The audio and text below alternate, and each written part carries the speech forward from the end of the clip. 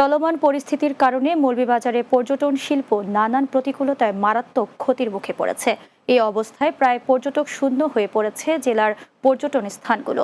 চলছে দর্শনীয় স্থানগুলোতে শুনশান নীরবতা, পাশাপাশি খালি পড়ে আছে রিসোর্ট, কটেজ ও আবাসিক হোটেলগুলো।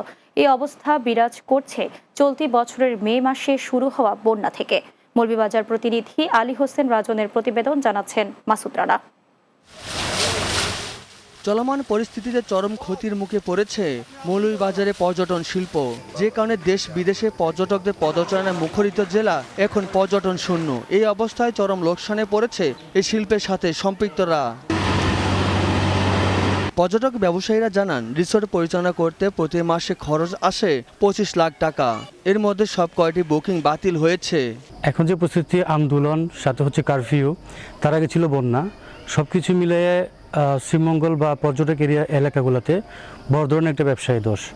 সো আমরা যে বুকিংগুলো ছিল সব বুকিং ক্যান্সেল হয়েছে, আরও বিশাল ক্ষতির মুখে পড়ছি আমরা সব কিছু মিলিয়ে।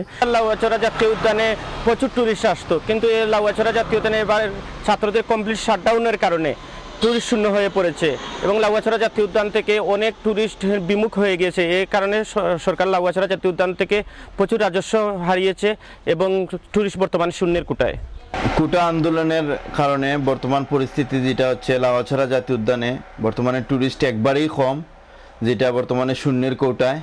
এর কারণে সরকার অনেক রাজস্ব হারাইতেছে। যে ক্ষতি হবে সে ক্ষতি পুষিয়ে নিতে সরকারের সহযোগিতা চেয়েছেন পর্যটন শিল্পের সাথে জড়িতরা। পর্যটন শিল্প বা অন্যান্য শিল্পে যারা কাজ করে থাকেন তাদের সরকারের সুবিধা দেওয়ার জন্য সব সময় চেষ্টা করেন বলে জানান সংশ্লিষ্টরা।